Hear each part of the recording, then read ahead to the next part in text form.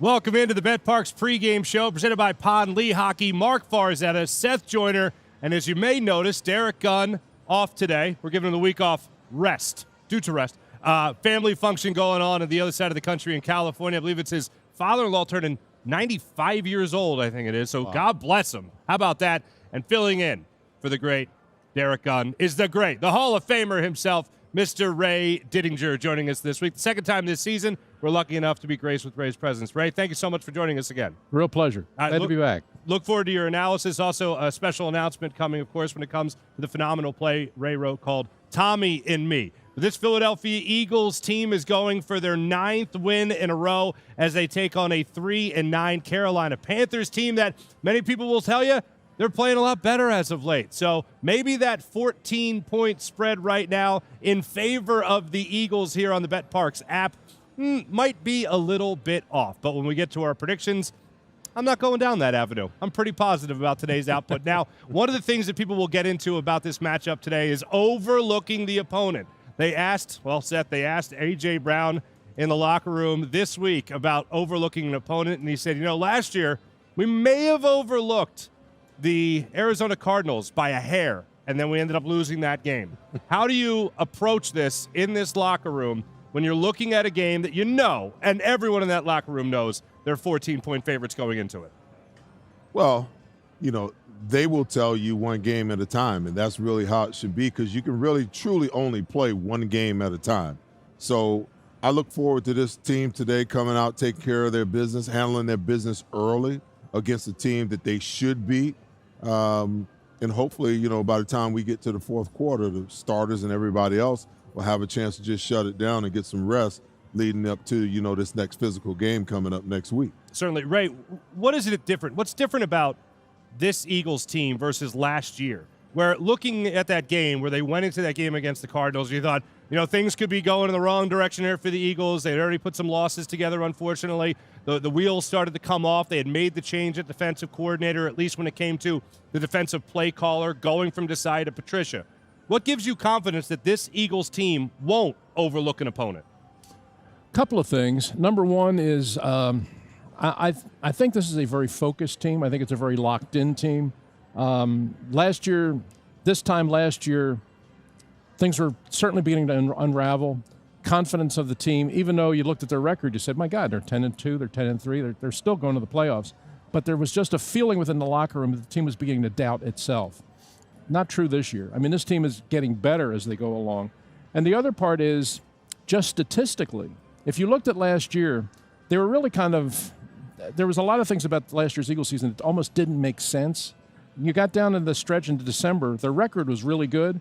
But if you looked at a lot of the trends within the statistics, third down percentage, red zone defense, pass defense, giveaway, takeaway, all those numbers were not pointing in the direction of a 10-3 record. It was a team that had won a lot of games by, I don't want to say luck, but they had been fortunate to win a lot of those games. But the underlying statistics did not support the record. Not true this year. Statistically, this team is solid across the board. They're top 5 in almost every category. They deserve to be where they are. And as a result, they're going into the stretch run here with a lot more confidence. Seth, to build off that point, one of the great things I heard from last week, it was the post-game speech from Nick Sirianni to the locker room. And it wasn't so much what Nick said as opposed to how it was reacted to by the team. And one of the things that came up was, hey, we're working tomorrow, meaning, of course, Monday. There was going to be no victory Monday. And then the response from the team, Seth, it wasn't, oh, man. It wasn't, oh, come on. It was this roar of approval. Like, yeah, let's get right back to work and attack this Panthers team the same way we did against the Baltimore Ravens. And we'll get into the specifics as to why this Panthers team is not on that same level as the Ravens. But strange things happen in the NFL and in sports in general at times. But when you look at this team's work ethic and focus, is that what really makes them a different team compared to last year? Well, there's no doubt about it. I think that you've got different coaches, different players, so the scenario is different. Like, listen, Vic Fangio is a no-nonsense type guy. Like, he's not putting up with the nonsense that might have been put up with by Sean Desai and Matt Patricia last year. He's got a way of doing business, going about his business, and you're either going to do it his way or you're not going to play.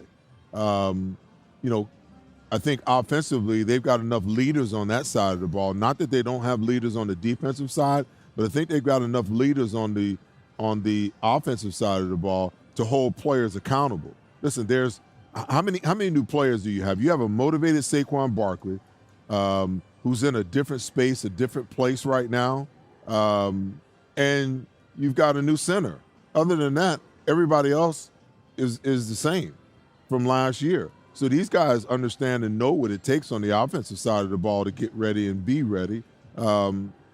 Defensively, there's been massive changes, not only from, the young guys that are now starting to 2 new linebackers, Nolan Smith, working his way into the full-time starter, CJ GJ being back for, the first year he's back. So there's been a lot more transformation on that side of the ball than it has been on the offensive side.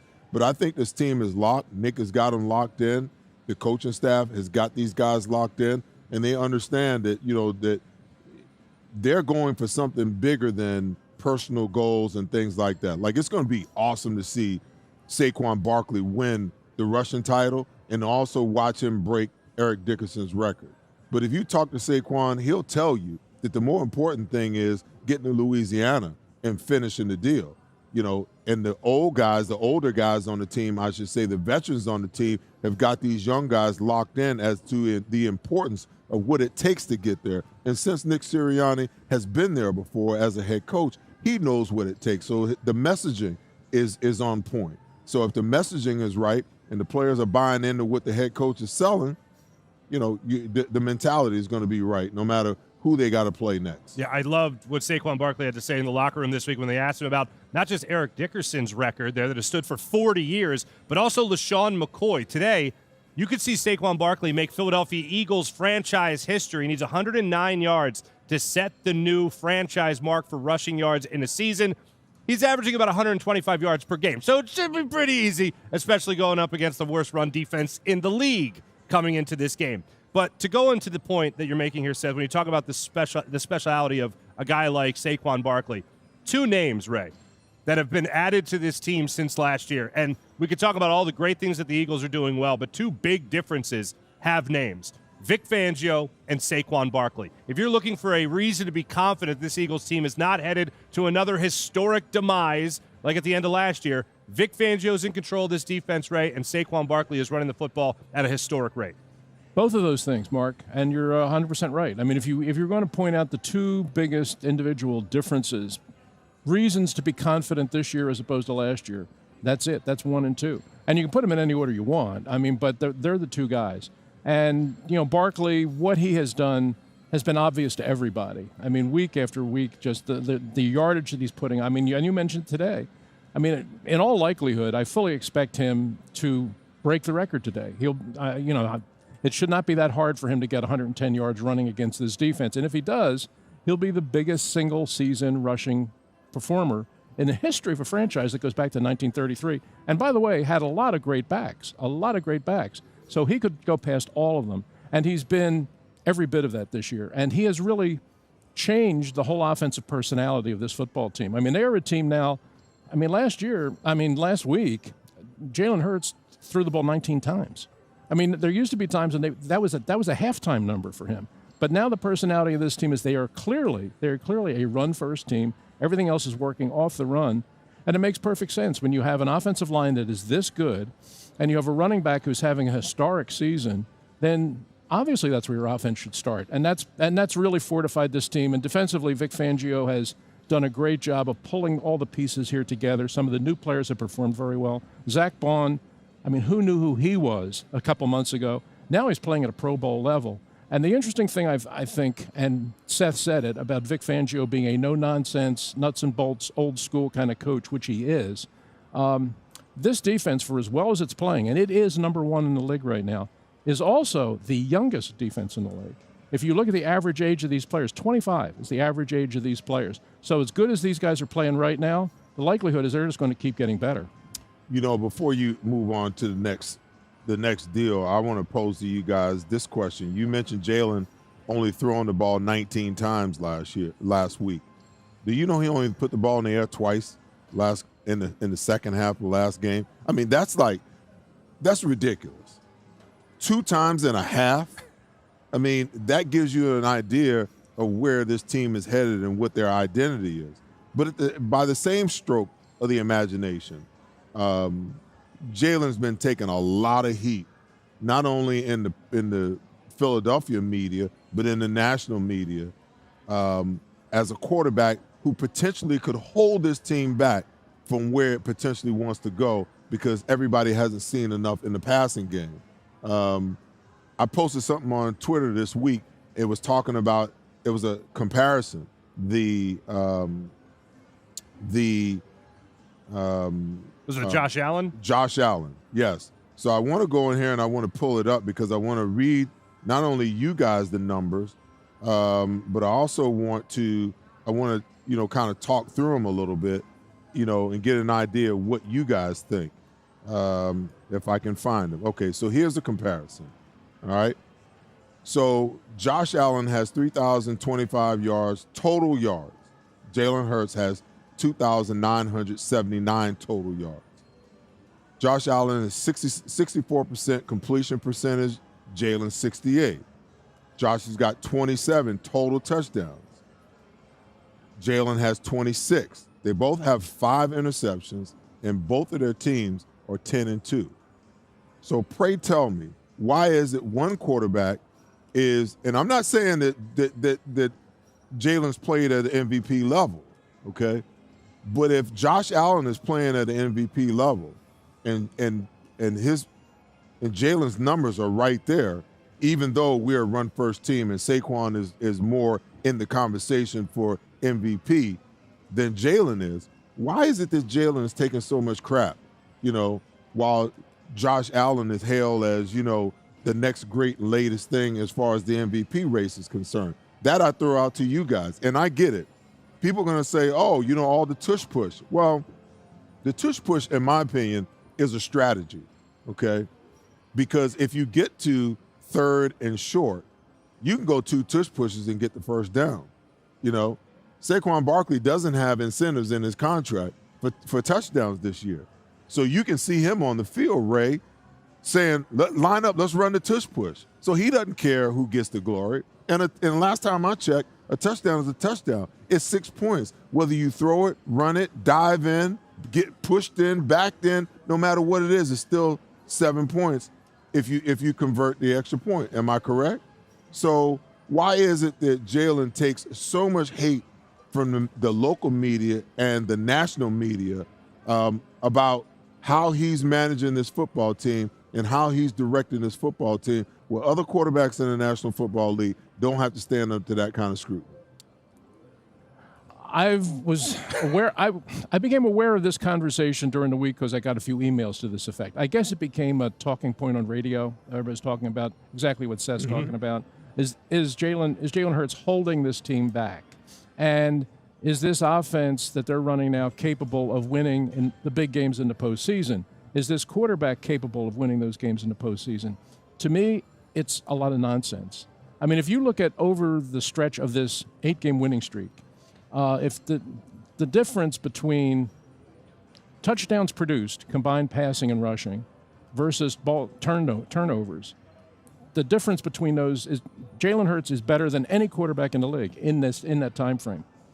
I remember Terry, when I was working at NFL Films, we did a lengthy interview with Terry Bradshaw talking about his career, which is a great career, 4 Super Bowls, and talking about how if you look at all-time quarterback efficiency rating, he's like number 97 or something. And he said, that doesn't matter. As a quarterback, there are only 2 things that matter. It's scoring points and winning football games. Completion percentage, yards per attempt, all of those stats, all those things that people feed into the computer in the name of analytics don't mean anything. The quarterback's job when he goes out on the field is to run the offense, score points, and win games. If you do that, that's all would people be happier?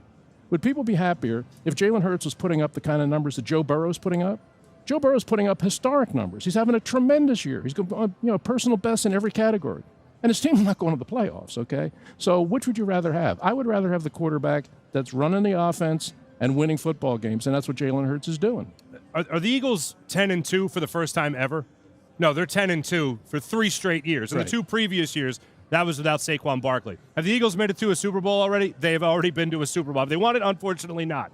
This story of the anti-Jalen Hurts movement screams to me, the Eagles have won 8 in a row. We need something to talk about. Find a way to rip the quarterback. That's what really it boils down to, and it's the oldest trick in the book. And I'm flat out annoyed at the negativity surrounding him because when you look at it from a national perspective, I could see it. But from a local perspective where you know what Jalen Hurts does well and you know that the tush push is really successful, a big part of that is Jalen Hurts being able to squat 600 pounds, and that's why it's so successful and gets executed so well. But Jalen Hurts has flat out won football games for this organization this year simply because Saquon Barkley is having an all-time NFL historic season does not make me look at Jalen Hurts saying, well, because this guy's great, Jalen now sucks. That, to me, is not fair at all to the quarterback, and I think it is a gross miscalculation of what he's able to do on the football field. Well, and I know we got to get the break, but to Ray's point, winning games, okay? You can't talk about Nick Sirianni being 45-19 over his tenure without talking about Jalen Hurts being 45-19 throughout that same time. That's something that people seem to forget, that this quarterback and this head coach are locked in at the hip, okay? They're locked in at the hip. So for all of Nick Sirianni's success, put that on Jalen Hurts. And then the other thing, because I'm looking at some of the comments, on the live chat, but I also, I put that post up and I said, I'm not even debating. We're not even having a conversation about it. I put it out here for conversation. And people have been trying to goad me on all week long to get me to come. But it's like, oh, well, Jalen has the better roster, Does Jalen have A.J. Brown and Devontae Smith and Dallas Goedert and Saquon Barkley and the best offensive line in the league? So let me get this right. You're going to discount this kid's performance because our GM is a better GM than your GM? The Dallas Cowboys are in salary cap purgatory, right? They're going to be there for a while. So tell me, how is it that we can sign our franchise quarterback to his deal? We can get A.J. Brown re-upped. We can get Smitty re-upped. We can get Jordan Mailata re-upped all in the same year and still be 25 to 30 million under the cap, okay? So don't talk to me about the fact that, Josh Allen doesn't have the weapons. When he had the weapons, they didn't do anything, okay? So now you want to make a big deal about it because he's got some guys that might not be at the level of Davis and Diggs, and the Bills are having a pretty successful season. But I'm not trying to diminish him, but what I'm saying is don't diminish my quarterback because he's got all the tools that he needs to be successful, And this is the argument. This is the argument that just goes on. Well, Jalen doesn't have to do that much. All he's got to do is hand it off. But guess what? When he needs to show up, he shows up. Nobody wants to talk about against the Baltimore Ravens in the second and the last 2 possessions of the first half, okay? The last 2 possessions, they were down 9-0. The last 2 possessions, they scored, okay? Jalen went 7 for 8, 86 yards, okay? 1 passing touchdown, 1 rushing touchdown. The game was pretty much solidified at that time because they went in at halftime 9-14. They come out in the second half, they go 3 and out, boom, boom, 2 more touchdowns, game, set, and match, okay? But all everyone wants to talk about is the 25-yard rip that Saquon Barkley had. Makes no sense to me. Give the guy credit for putting his team up 14-9 after going 4 and out, 3 and out, 3 and out, 4 and out, and then ripping off 2 touchdown drives at the end of the half, and then got the ball coming out at the beginning of the second half. Right. I mean, it bothers me that people, they keep moving the goalposts for this kid. He's a good damn quarterback. And we ought to appreciate the fact that we got one, Ray, because there's a lot of teams out there that wish they had a good damn quarterback. And this conversation, if you put Josh Allen over on that team and you put Jalen over on the other team, what would you have? You'd have 2 quarterbacks that are winning quarterbacks, and they'd find a way to exist and coexist with their team and be successful anywhere they are. Because in my opinion, they're both winning quarterbacks. Right. Yeah, we'll see you next week. One thing you definitely have is a hypothetical. We're dealing about what is right now. We're going to continue to talk about this topic on the other side. And also, I know Eagles fans, you've heard the argument, well, the Carolina Panthers are playing better.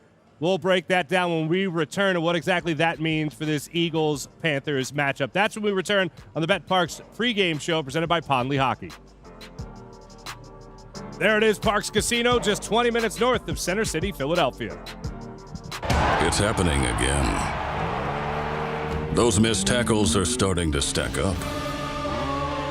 Your friends pleading with players who can't hear them, sweating it out week after week. But not you. Why? Because whether they score or not, there's always another way to win on the betPARX app. New casino users score up to $1,000 bonus back in their first 24 hours. At Lehocky Giordano, we understand the impact an injury can have on your life. Our experienced attorneys have recovered billions of dollars for our clients, and we know we can do the same for you. One conversation is all it takes to help you and your family get back on track. If you've been injured at work, give Lehocky a call. Sell your car to us, no hassle, no fuss. DavisBuysCars.com. Did you know that Davis Honda will pay top dollar for your car? Go to DavisBuysCars.com and get an instant quote on your vehicle. We'll make the purchase as easy as possible and put cash in your hand faster than you can say DavisBuysCars.com. Sell your car to us, no hassle, no fuss. DavisBuysCars.com. It's the most wonderful time with the kids jingle. Be of good cheer. It's the most wonderful. Whether your phone's broken or old, we've got you. With Verizon, anyone can trade in any phone, any condition. And get iPhone 16 Pro with Apple Intelligence on us. And iPad and Apple Watch Series 10, all three on us. That's up to $2,000 in value, only on Verizon. Hello? This upcoming segment is brought to you by betPARX. And right now on the betPARX app, you can get the Eagles minus 14. That's 14-point favorites going up against the Carolina Panthers. Before we get into our Behind Enemy Lines segment and portion of this, just to put a bow on the conversation, Ray, I know you had a point there about Jalen Hurts. When it came to what he brings to the table versus Josh Allen, and we know it's not the first time in his career he's been cross-referenced when it comes to Josh Allen, but certainly has been playing at a much better clip and cut down on the turnovers since the start of the year and end of last season. Oh, yeah, and I think that people get, especially at the quarterback position, people get so caught up in the numbers and the rankings and all that, and it's just about scoring points and it's about winning games, really. And Seth was talking about the fact that Jalen threw the ball just a couple of times in the whole second half. But talking about that 26-yard rip that Barkley had that really won the game for you, that play never happens if 3 plays earlier Jalen doesn't throw a perfect shallow cross to Dallas Goedert. So it's not about the volume. It's not about how many yards you're putting up. It's about making the right throw at the right time that allows you to win games. And the second half of that game, the Eagles had not converted a ton of third downs in that game. They only converted 1. But that was a big situation. The Eagles were only up by 2 midway through the fourth quarter. They're facing a 3rd and 7 right around midfield. You don't want to be giving the ball back to Lamar Jackson yet again, even as good as your defense has played. You needed the quarterback to make the throw in that spot. And they ran that shallow cross to the tight end. Goddard got a step on the defender, and Jalen Hurts put the ball right there for an easy catch. First down. Next play, Barkley runs for 14. Next play, Jalen runs a quarterback draw for 10. Then the next play, out the gate, 26-yard touchdown, game, set, match. But none of that happens if Hurts doesn't make the right throw at the right time to keep that drive going. That's what winning quarterbacks do. So forget about is he going to win MVP this year? No. Is he going to lead the league in yards? No. Is he going to lead the league in touchdown passes? No. But none of that matters because he's doing the things right now that help you win football games. And just the last thing I'll say on it, for the people that want to say he's going to hold the team back from winning a Super Bowl, when he did play in a Super Bowl, which he already has done in his career, we remember He had the highest efficiency rating ever of a quarterback, I believe, in that Super Bowl. So I'm going to go ahead and say he's not going to hold the Eagles back from winning a Super Bowl. And that's also acknowledging the fact that I think, you guys can let me know how you feel about this right before we get to behind enemy lines here. I'm trying to think of tandems, duos, combinations that are more dominant in the NFL than Saquon Barkley behind this Eagles offensive line. Because to me, if you're any team in the NFL, you could talk about some great weapons, and certainly we referenced the Bengals, and you could talk about Joe Burrow to Jamar Chase, whatever. You could talk about Patrick Mahomes to Travis Kelce, over the years, how dominant that's been. But Saquon Barkley is in a dream scenario, I think, running behind this Eagles offensive line. And we've talked about, what if Dan Marino had a running game established in his career? What if Barry Sanders had a great offensive line to run behind? This is the perfect what-if scenario actually playing out, in my opinion. But I'll go back to the original question. Is this the most dominant duo, if you will, in the NFL? Of Barkley Saquon behind this offensive line? The way this season is playing out, you would probably say yes. It's the perfect marriage, for sure.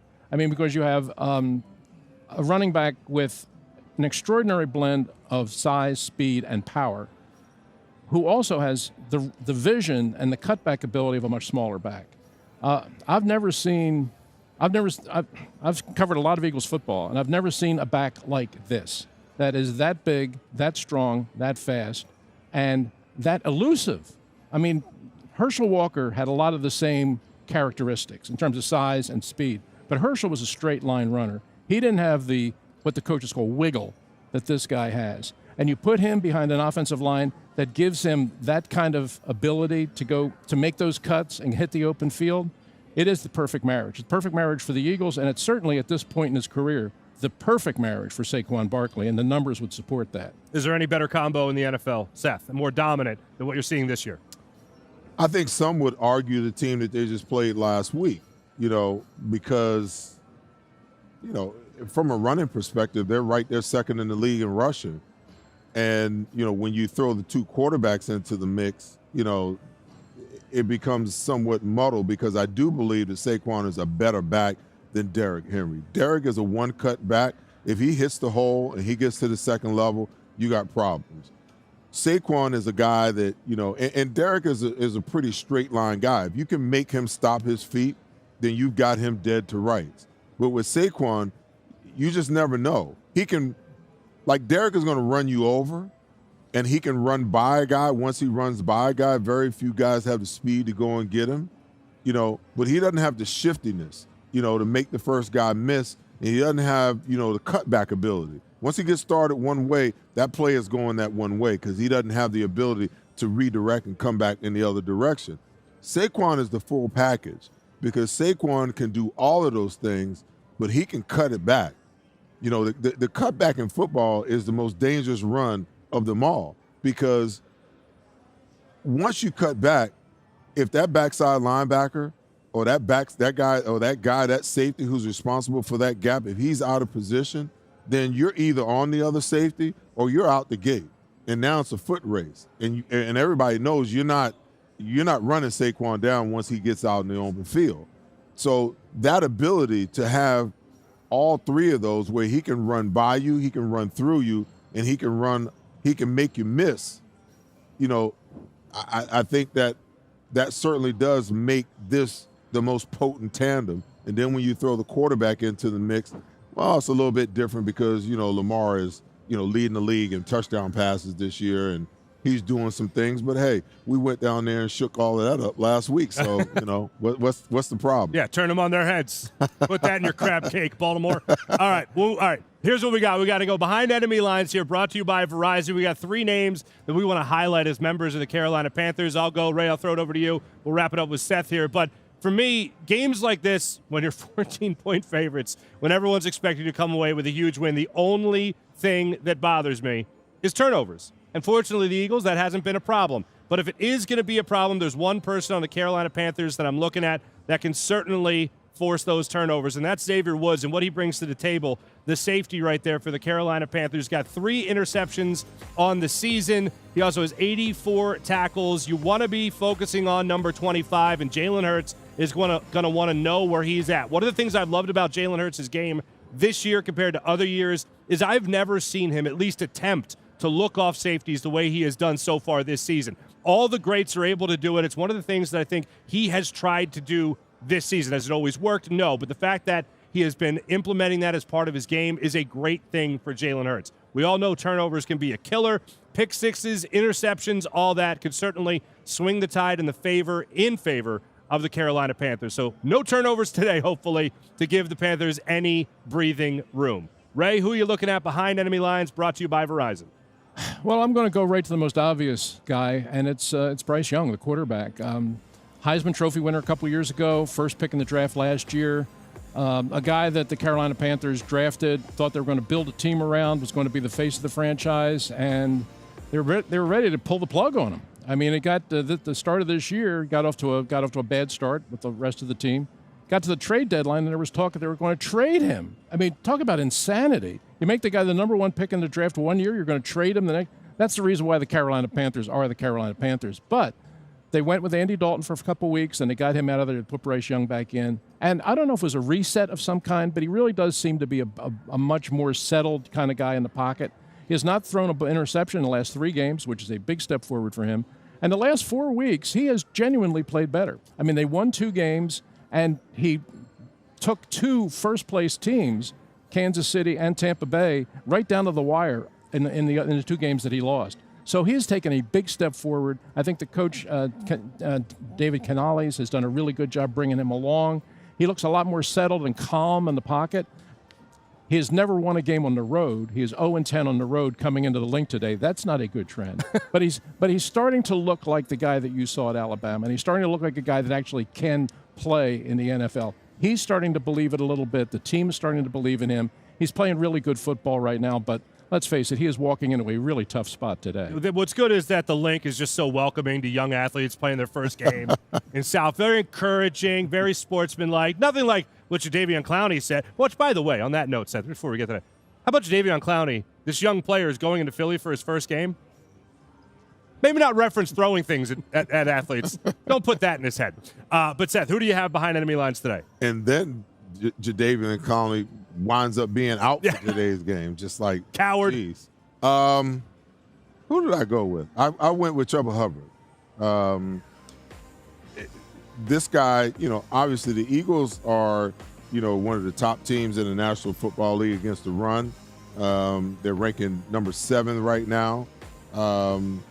But this guy can be a problem, and he's going to want to be a problem because they lost in overtime last week to Tampa Bay, and he fumbled the ball, which actually set up the game-winning field goal for Tampa Bay. So you know that this guy is on a redemption mission today. He's going to be running hard. So like always, the Eagles' defense, their first objective needs to be to get the run under control. And if they get it under control, it's going to be because they get Chuba Hubbard under control. And, listen, he's a load. He can run it. There's no doubt about it. But he's the player on the offense that concerns me the most. Because if they can get the running game going just a little bit, then Ray, it makes life easier on Bryce Young. For sure. That is Behind Enemy Lines, brought to you by Verizon. And as you may know by now, for every Eagles defensive sack this season, Verizon will donate $100 to the Travis Manion Foundation. Real quick before we get to break, I touched on it before at the end of our last segment. Everyone's been talking about how the Carolina Panthers have been playing better football as of late. Well, when you look at how they've been playing, they lost by a point, or they beat the Saints by a point, 23-22.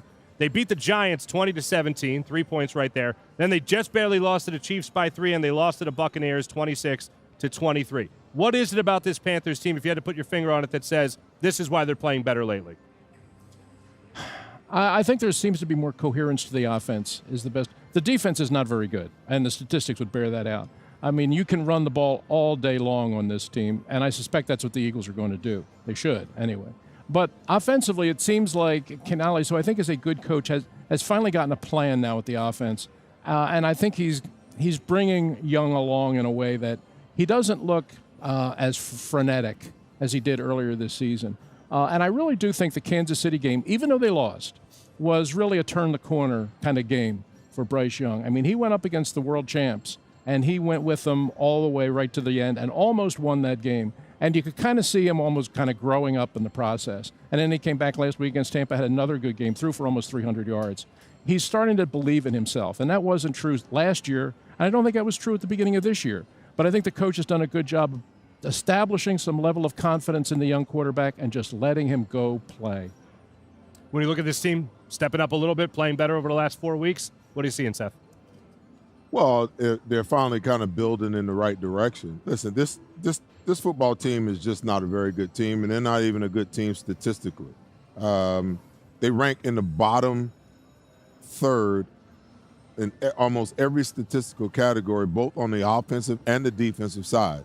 I mean, particularly on the defense. I mean, I'm looking at total yards 31st, points per game 32nd, third down conversion 32nd.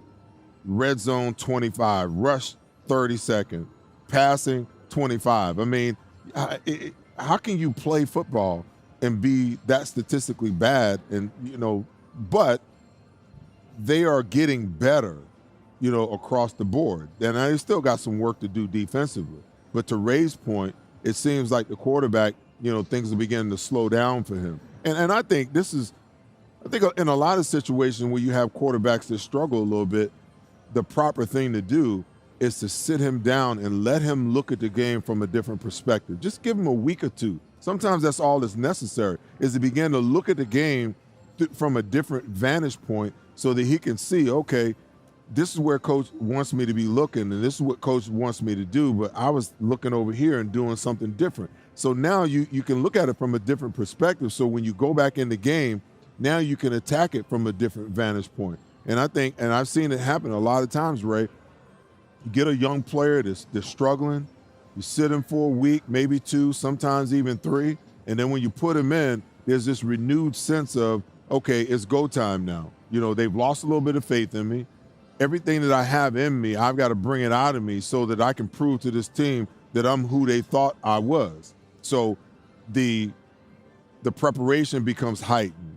The focus becomes heightened. And then as you enter the game on game day, your focus on game day is heightened that much more. And then all of a sudden, the game slows down. The routes slow down. Everything begins to slow down, and now you begin to see the game from a different vantage point. And it's like it all of a sudden it starts to make sense. And I think Bryce Young is at that point. I think the rest of the team, I mean, when you talk about those teams that they just barely lost to, they just barely lost to the Kansas City Chiefs, the back-to-back world champions, by 3 points.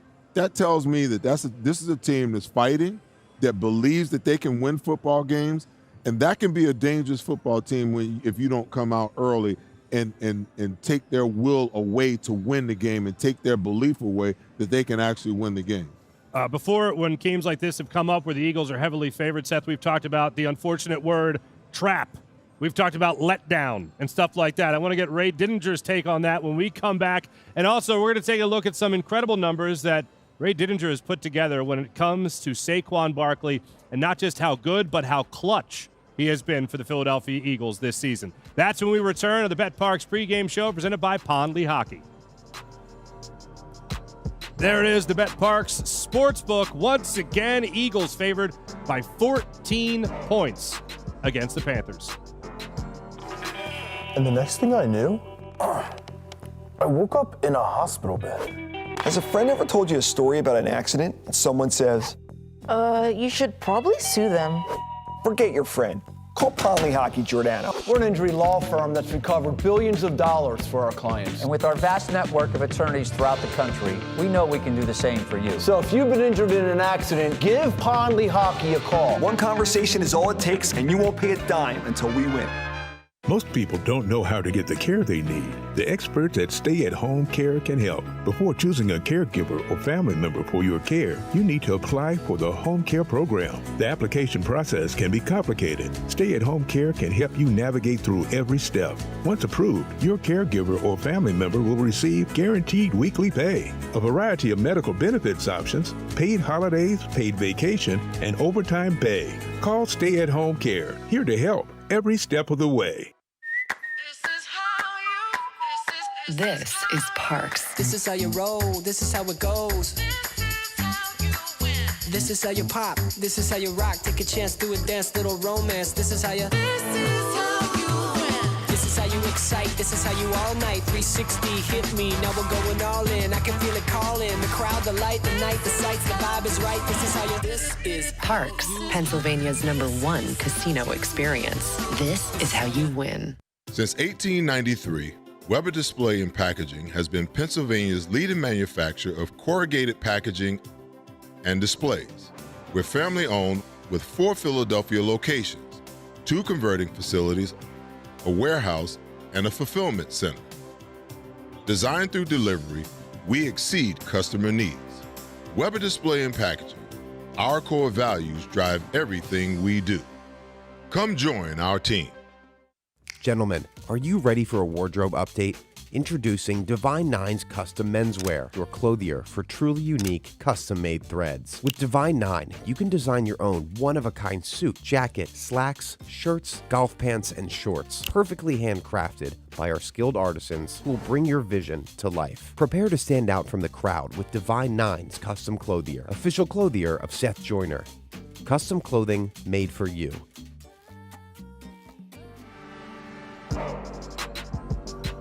This upcoming segment is brought to you by Lehocky. All right, before we get into some numbers surrounding Saquon Barkley and really the rushing numbers in general in the NFL, which are off the charts, Seth, I know you've seen it. I've seen it a few times as well, and I'm happy to say that Tommy and Me, a play written by Ray Didinger himself, Hall of Fame sports writer Ray Didinger, that is actually coming back, Ray. It's going to have another run. And this is a fantastic play. I highly recommend every Eagles fan goes and see this. It's going to be at the People's Light Presents Tommy and Me. Ray, what can you tell me about it? Well, it's a play we debuted in 2016, and it's still going. Amazing, but it's still going. And people have loved it. I mean, have supported it for years. And it's the story of my lifelong friendship, relationship with Tommy McDonald, the great Eagles receiver. How it started, our story started with me asking for an autograph and carrying his helmet at training camp in 1957. And we developed a friendship that continued for the rest of our lives and wound up taking us both to Canton, Ohio. So I decided, this sounds like a play to me. So I wrote it, and we did it first time in 2016, and it's still going. This is this will be the 12th different production of it, and the 8th different theater. But with People's Light Theater out in Malvern is a great theater. The actor who plays older Tommy McDonald, Tom Teddy, you saw him in that picture, is actually a member of the repertoire company out there. He's an artist in residence at People's Light. So we're going to get to go out there and do it on his home field, as it were. So it's going to be pretty much the whole month of January. We open January 6th. We go through January 26th. I'm sorry, we open January 7th, and we go through January 26th. And I hope everyone comes out. And if you're looking for a Christmas gift for somebody in your family, you could do a lot worse than tickets for Tommy and Me. It's absolutely fantastic. My only thing is it Matt Pfeiffer? Yes. That plays you? Matt Pfeiffer plays me. My only critique was his well is a little off. When you ask Ray Didinger a question, it's, well, still got to work on that a little bit. We're working on the well and we're working on the sigh. But everything else, I think he's got it down. Fantastic. No, but I do really appreciate you guys have both come out and seen it multiple times, and I really do appreciate that. Yeah, not just because we're friends, but it is fantastic. Highly recommended. Highly recommend for every Eagles fan. And the story it tells is fantastic. You have obviously crunched some numbers here, Ray, when it comes to the rushing yards across the board in the NFL. The Eagles are obviously taking advantage of it more so than anybody, but not the only people. And Seth, you've made this point throughout the season. More and more teams are running the football, and quite frankly, as you've said before, they should be. Well, listen, there's no doubt about it. I just feel like that's the proper way to play the game. This whole theory and analytical belief that you throw the ball in order to win, and then you run the ball later on to run the clock out. I don't think that's quarterback friendly. If you have a dominant quarterback, sometimes you may be able to live like that. And I think sometimes, you have to come out and you have to play that way. But I think you have more success as an offense, and especially with young quarterbacks, you aid their development if you have a running game that they can grow with. And just quite frankly, I mean, how many quarterbacks do you believe in the National Football League that can stand in the pocket and throw the ball 40-plus times without turning it over at an alarming rate from week to week to week to week? It doesn't make sense. It just doesn't. Now, there might be one or two quarterbacks that can get away with that, up leading into this year. One would have thought that, Patrick Mahomes would be the guy to do that, but not even he can survive right now with those types of numbers because his offensive line can't hold up. So as much as we want to push the new narrative that, it's a quarterback-driven league and it's a pass-first league, da-da-da-da-da, I just, for me, it doesn't make sense. If you really want to win, then you find a balance between run and pass. I think the Eagles are a little more slanted, a lot more slanted towards run than I thought that I would ever see them, Ray. But listen, when you run off 8 in a row and that's your MO, don't deviate from it. Do what got you, to where you are. But then when I look at the top teams in the National Football League right now, they all run the football. I'm not going to steal your thunder. I'm going to let you, show everybody, what you put together. But you'll see the better teams in the National Football League, the better offenses, I should say, are the ones that are running the football most effectively. Yeah, I think this year more than any, but over the last couple of years, very quietly, the trend in the league has been more towards running the football, controlling the football, and helping, as Seth said, give young quarterbacks something they can lean on, something they can depend on. And so much of the game is built around not turning the ball over, winning, giveaway, takeaway. Well, you control the football a lot better if you can run the football. And here's the proof of what you were kind of talking about, Seth. These are the top 5 rushing teams in the league. Every one of them is a winning team. All of those teams, and all those teams are built around the run, not as much as the Eagles. The Eagles have actually run the ball 135 times more than they have thrown the ball this year. Wow. I never thought that I would see an Eagles team under Jeffrey Lurie's ownership, and we know Jeffrey loves to throw the football, to see a team that is skewed that heavily towards the run, but these numbers will tell you that it's worked for them. Now, the other part of it is, one of the reasons why the Eagles have run the ball so much this year and been so successful with it has been the performance of Saquon Barkley. And one of the things that a running game does is it allows you to control the game and wear the other team down and really break the game open in the second half. And Barkley's numbers will show you that's exactly true. If you look at his run production early in the game versus late in the game, it's a dramatic difference because by the second half, that offensive line has just worn the defense down and Barkley just takes over. So I think we have those numbers there too, right? There you go. This is Barkley by quarters. First quarter, that's how many yards he's rushed for. His average yards per carry, no touchdowns. We know the Eagles aren't scoring in the first quarter anyway. Second quarter, you can see it gets a little bit more. His yards per carry average goes up, and he's got the 3 touchdowns. Now you get to the second half. Coming out in the third quarter, he's rushed for over 500 yards, averaging almost 8 yards a carry and 2 touchdowns. And then the final put it away in the fourth quarter, 480 yards, 7.5 yards a carry, and 6 touchdowns. So that's what you establish the control of the game in the first half, and then you just turn it over to the big horse in the second half, and you see what happens there. That's the effect of the running game. More teams are doing it in the NFL this year, but no one is doing it as well as the Eagles. It's absolutely incredible. But let me ask this question to you, gentlemen, and I'm going to take away the answer of, it's a combination of everything. Is this a product of Nick Sirianni? Is this a product of Kellen Moore? Or is this even more so a product of Lane Johnson, Jordan Mailata, Jalen Hurts after the bye, going up to Nick Sirianni and say, we got Saquon Barkley back there, right? Maybe we should give him the ball. What is this a product? Who do you credit most for other than Saquon, of course, for the Eagles actually deciding to run the ball as often as they have? I think you start with the conference that you talked about after the bye, when the offensive line went into Nick Sirianni's office and said, Coach, we got to have a talk. And they laid it out for him. And perfect sense. Look, we have the best offensive line in the league. We have a great running back who's new to the team. Just let us work.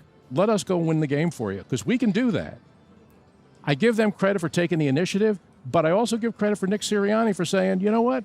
Good idea. I think we'll do that. Let's go back to what we were built to be, which is a running football team.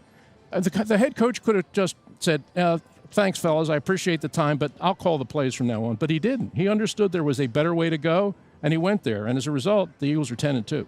Seth, who do you credit the most for the Eagles' turnaround when it comes to being committed to the run?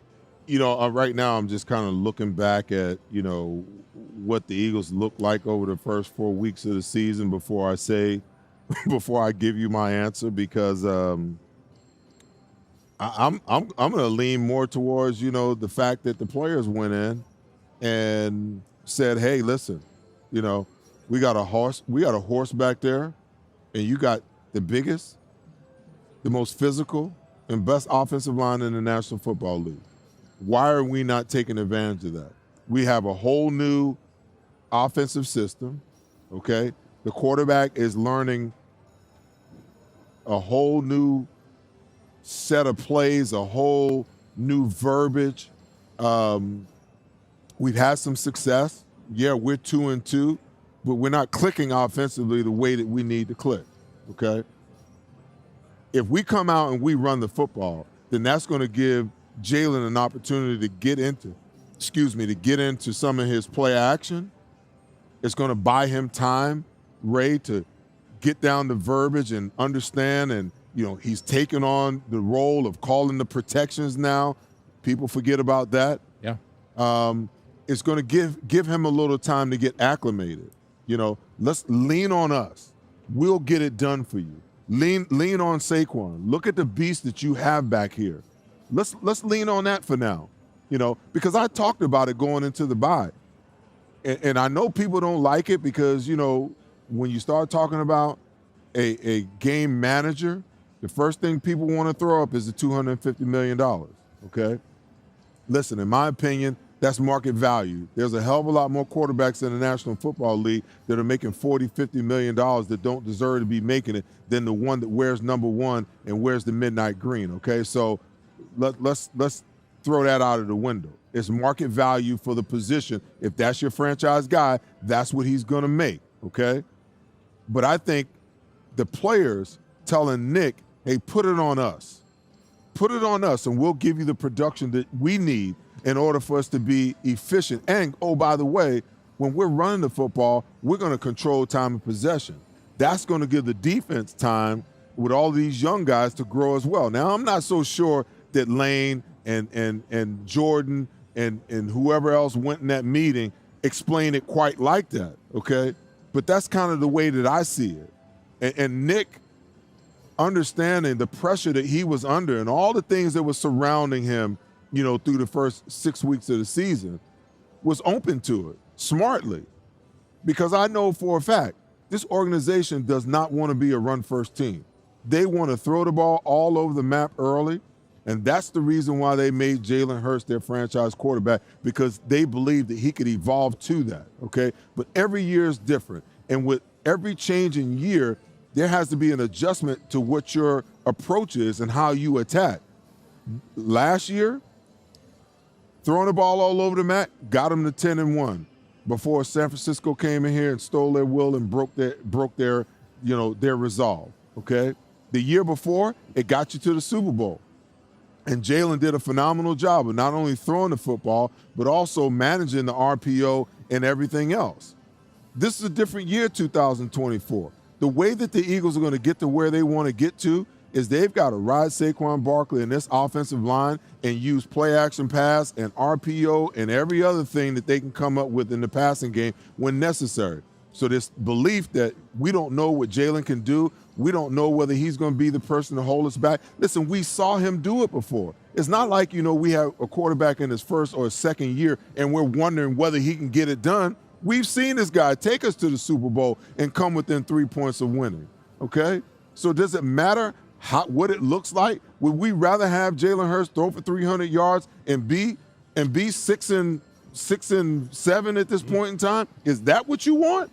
Or would you rather be a running football team and your quarterback is doing just enough to help you win football games and we're in the mix talking about going to another Super Bowl? You guys tell me what it is that you would like to see, because I don't understand it. No, that's a great point, because people are acting like Saquon Barkley was thrown in here in the second year of Jalen Hurts being a starter, where he hadn't done anything yet, and obviously he's already taken this team to a Super Bowl. And again, I think that in order for Howard to make this signing, I think that he had an idea how good Saquon Barkley could be, right? I don't think he imagined in his wildest dreams that he could be this. I just don't believe that. Yeah, it is pretty spectacular. We'll continue to touch on that when we come back, and also we'll give you our official predictions for the game that's going to happen, kicking off at 1 o'clock today in South Philadelphia with your Eagles taking on the Carolina Panthers, and then potentially a game that could happen much later in the playoffs. We'll give our predictions for that, and it has to do with the Thursday night game from this week. That's when we return on the betPARX pregame show presented by Lehocky. The Parks Casino Beer Garden. Enjoy a fine stein and take in a game. It's the most wonderful time with the kids jingle. Be of good cheer. It's the most wonderful. Whether your phone's broken or old, we've got you. With Verizon, anyone can trade in any phone, any condition. And get iPhone 16 Pro with Apple Intelligence on us. And iPad and Apple Watch Series 10, all three on us. That's up to $2,000 in value, only on Verizon. At Revolution X, we know that fortunes are made in times of uncertainty. Are you selling your investment real estate? Are you interested in deferring your tax with a 1031 exchange? At RevX, we're experts in 1031 exchange planning and the use of passive real estate options using DSTs. Not in the midst of an exchange and want to invest in real estate but don't know where to start? Revolution X has institutional-grade real estate options for any size investor right now. Set up a consultation at RevXWealth.com. RevX, defer the tax, maximize the gain. Pride, passion, and persistence. These are the values that drive us all at Ron Jaworski Golf. We strive to deliver outstanding conditions as well as playability for golfers of all ages and abilities. Our championship golf courses offer a variety of challenges from a link-style walk along the river to an escape into the pines and everything in between. My team at Ron Jaworski Golf is committed to delivering memorable experiences every single day. See all we do at ronjaworskigolf.com. Most people don't know how to get the care they need. The experts at Stay at Home Care can help. Before choosing a caregiver or family member for your care, you need to apply for the home care program. The application process can be complicated. Stay at Home Care can help you navigate through every step. Once approved, your caregiver or family member will receive guaranteed weekly pay, a variety of medical benefits options, paid holidays, paid vacation, and overtime pay. Call Stay at Home Care, here to help every step of the way. This upcoming segment is brought to you by Verizon. Welcome back to the betPARX pregame show presented by Lehocky. Marc Farzetta, Seth Joyner, and Ray Dittinger in for Derrick Gunn this week, who's got a family obligation. All good in the Gunn household as they're celebrating a birthday of his father-in-law, 95 years old. Happy birthday to him. Now, we're going to, of course, make our predictions for both our players to bank on as well as this game today with the Eagles and Panthers. But let's step into the future, gentlemen, for a second, because I'm sure, like me and like you guys and like our fine audience here, you watch the Packers, unfortunately, not be able to help out the Philadelphia Eagles on Thursday night, losing to the Lions and allowing the Lions to clinch at least a playoff spot right now. But let's step into the world of what if. What if the Eagles played the Lions? Seth, I'll ask you first. Who's the better football team? Who wins that game if the Eagles face off against the Lions? Well, the way the Eagles defense is playing right now, I think they're suited to play and beat that offense. Listen, that entire offense is built on the premise of their run game, okay? You got Montgomery and you got Gibbs. Montgomery has been phenomenal this year. But what people don't realize, Ray, Gibbs has 1,000 yards rushing already too. You know, so they beat you up with Montgomery, and then in the second half they give you a dose of the fresh legs of Gibbs and his speed, and it just catches you completely off guard. I think the Eagles are so keyed in on the run right now and their ability to stop the run that it puts them in position where you take that element away. And Jared Goff, we were talking about it earlier, Ray and I, Jared Goff is a play-action quarterback. He really doesn't want to be a pocket passer where he's got to go through progressions. He is a play-action passer, okay? They throw the ball with timing and rhythm. They got a lot of gadgets. And the Eagles are just a solid, you know, they're a solid front. And defensively, I think that they're so beat up on the defensive side of the football that the way that we run it and the way that we wear teams down, even if they weren't beat up, and with a full complement of A.J. Brown, Devontae Smith, and Dallas Goedert, and Saquon Barkley, I give the Eagles the nod. I don't care whether we're playing there or here, because to be honest with you, the Detroit Lions haven't played all that well the last couple of games. They should have lost at least 2 of their last 4 games. And then the debacle that is Dan Campbell. Listen, I love the guy. My whole mentality changed about him, because when he came in talking about biting off kneecaps and all that kind of stuff, I'm like, who is this clown? You know?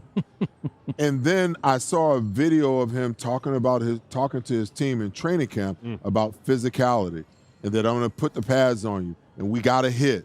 We got to do this. If you guys just trust me, in order for us to get to where we want to get to. He built this football team the right way. But what he's doing with analytics right now is flat out insane, okay? 4 or 5 on 4th down conversions the other night, and the last one was totally uncalled for. You kicked a 39-yard field goal. You gained 6 yards, 7 yards in that situation, okay, to move up and burn the clock and allow – what was Green Bay going to do, you know, with 30 seconds on the clock and no timeouts if you kicked the field goal anyway?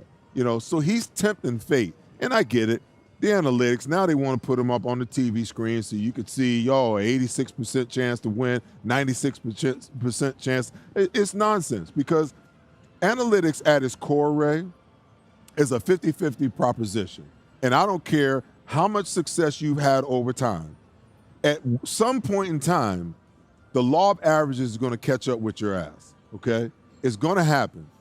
In my opinion, Dan Campbell cost his team an opportunity to go to the Super Bowl against the San Francisco 49ers last year with calls that he made. Not taking the field goal in the first half, not taking the field goal in the second half, and tying the game and relying on his defense, in my opinion, cost them a shot and a chance to go to the Super Bowl last year. He's on a collision course the same way this year. And at some point in time, in some game, it's going to bite him in the ass this year, and he's going to cost his team again. I hope it's against the Eagles in the NFC Championship game. Who do you got, Ray? Lions or Eagles? I think a lot of it has to do with home field advantage, and that's why the game on Thursday night was so big if you're an Eagles fan, because it looked like the Packers were going to do you a huge favor, and they probably should have. That game got away, but they still have to play the Bills. They still have to play the Vikings. They still have to play the Bears again, and San Francisco. Their schedule is much tougher than the Eagles. I think if the Eagles get number 1 seed and the Eagles get home field, and the Lions have to come here at the end of January to play down at the Link on a nice 15-degree day with 30-mile-an-hour winds, with the way the Eagles are built as physical and as much as they want to run the ball, it definitely works in the Eagles' advantage. Could the Eagles go to the Dome and win? They could, but it'll be a much tougher challenge. No, I agree with you on that. I did text our friend Derrick Gunn, and I just said, because he's a Wisconsin native, thanks for nothing to your Green Bay Packers. And he said, Christian Watson always does something every week to screw us over. Anyway, all right, let's get to our predictions for this Carolina Panthers game. I'm going to take the first bite at this one. I'm saying 37-10. I ain't worried about overlooking a team. This team is too focused. They work too hard. They don't take anybody lightly. 37-10, and the goal for the Eagles today, and challenge I'm going to give them, is not just to win the football game. It's to not just win 37-10. It's to rest in the fourth quarter for the starters. That's how I'm going to look at it. Ray, how are you looking at this one?